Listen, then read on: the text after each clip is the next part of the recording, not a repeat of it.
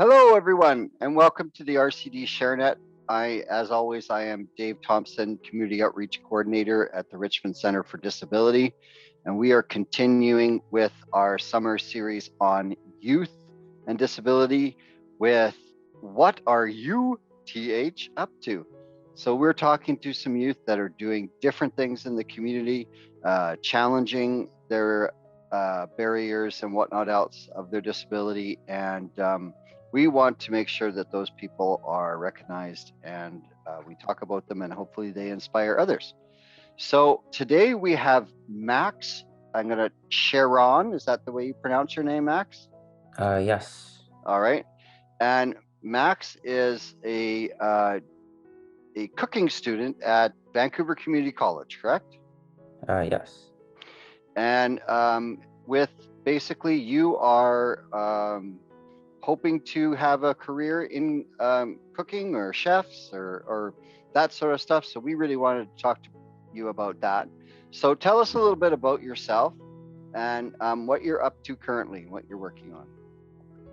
When I was younger, my sisters and my parents used to teach me how to cook in the kitchen, and then I fell in love with it, and then I was watching lots of cooking shows on TV and YouTube. I like Oh, watching Hell's Kitchen with right, Gordon Ramsay. right. Oh, all right. So, and how did you get sort of started when you decided you wanted to do it? Where you decided on the VCC program? I've heard lots of things about it over the years. Was it tough to get in? No, it was not. And they do a very intensive program, right, where they work you through different areas of cooking. Is that correct? Yes, they do. Right. So you have to spend time baking and prepping and all that sort of thing. Yeah, Almost like, and sorry, doing almost like a doctor has to spend certain areas, right? yeah. And how long is that program? Uh, well, the first level is about 9 to 10 months long.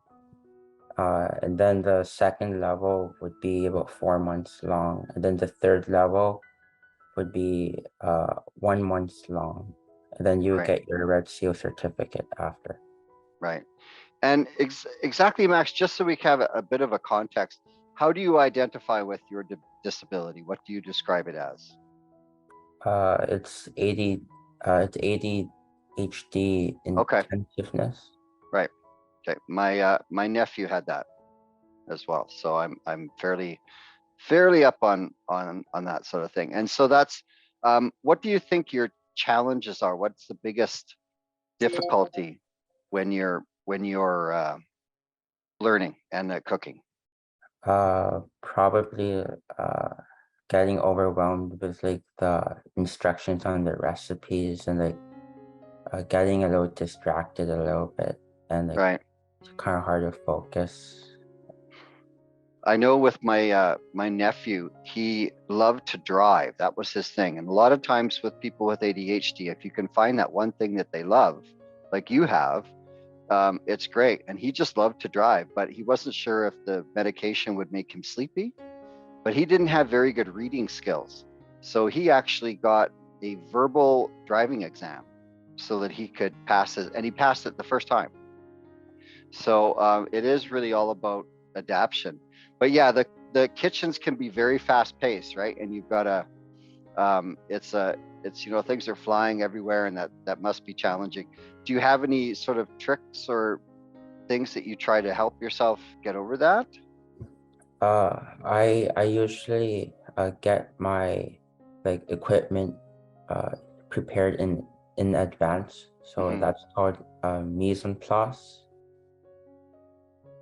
And then I uh just get little things ready before the service starts. Right. So you control the stuff that you can control, and the other stuff you'll work on it as you go, right? At Yeah. least you know that you can fall back. I know I have everything set up. I know I have, right?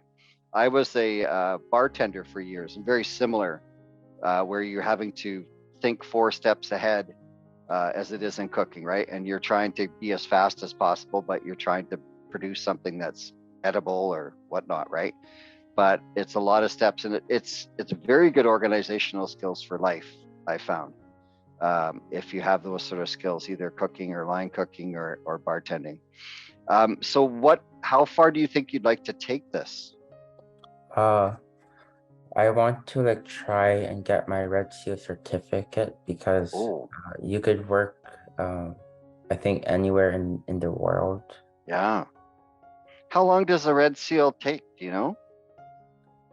Like how long did it take to obtain it? Yeah,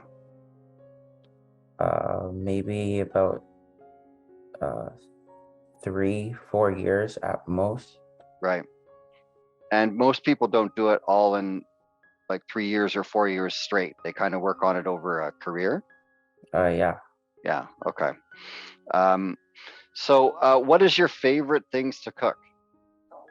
I like cooking prime rib steak, Hmm.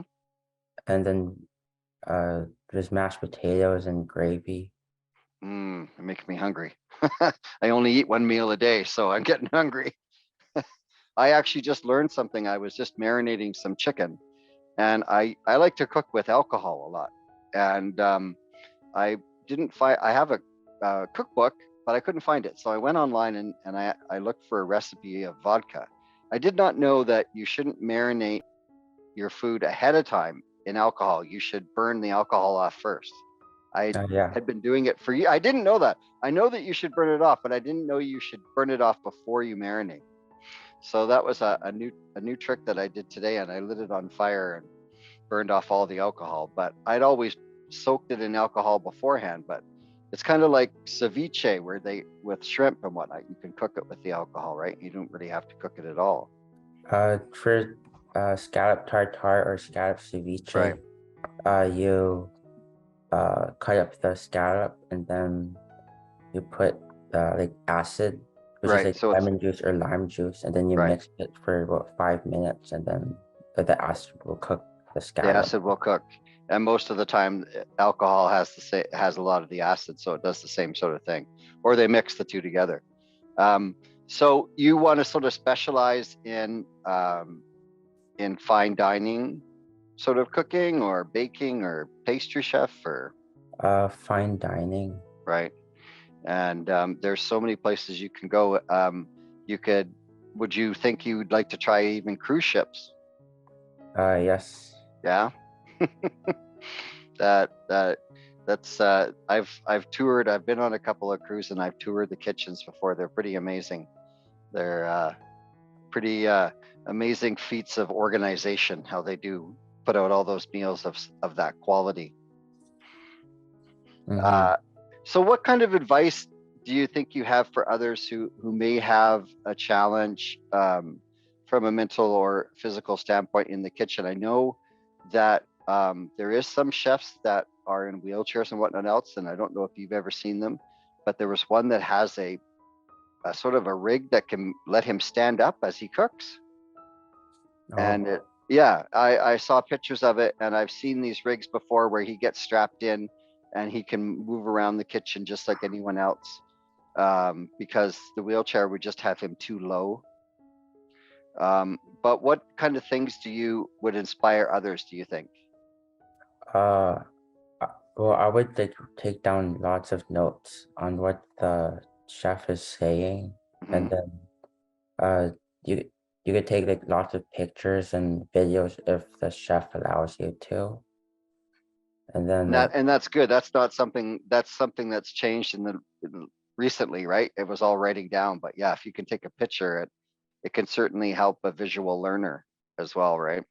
yeah, and then I would like do like drawing the uh like a brief picture of what is happening and like writing small notes of what the picture represents. So, are you working right now in a kitchen? Uh, well, I am working at a Whole Foods Market in the prepared foods department. Okay. Um, but right now I'm looking for like a restaurant job that has a Red Seal chef that could sponsor me for level 3. Oh, I see. So he would be kind of like your mentor, Yeah. right? And then you kind of, so it's kind of like having a painter who has someone that he sort of learns off of and whatnot. Oh, cool. Well, there's a lot of quite nice restaurants in your area, is there not, in the west of Vancouver? For West Van, it's not much. It's kind of quiet here. Really? Oh, okay. So you have to maybe go downtown to the sort of main sort of areas where there's the big restaurants Yeah, and North Van. in North Van. All right. Well, I think Max's sort of advice is really good. If a lot of times the challenge can be the speed and the overwhelming when you look at a place, but I think with a lot of disabilities, if you're able to cut the intimidation down into pieces and sort of work at one at a time and don't let it overwhelm you, I think you can kind of get over that. Does that sound like good advice, Max? Mm-hmm. Yeah. So you don't let the whole thing overwhelm you, and take it into pieces, and then you get those one pieces, and the next one falls into place. And so I'm looking forward to hopefully seeing you cooking. And thank you for talking to us today, Max. Oh, you're welcome. All right. And do you have any other final words that you'd like to say? Uh, Follow your passion. Great. Thank you very much. Great smile. And Yeah. again, we will talk to you later on the RCD ShareNet, and look for our next video coming up in the next week. Talk to you later. All right.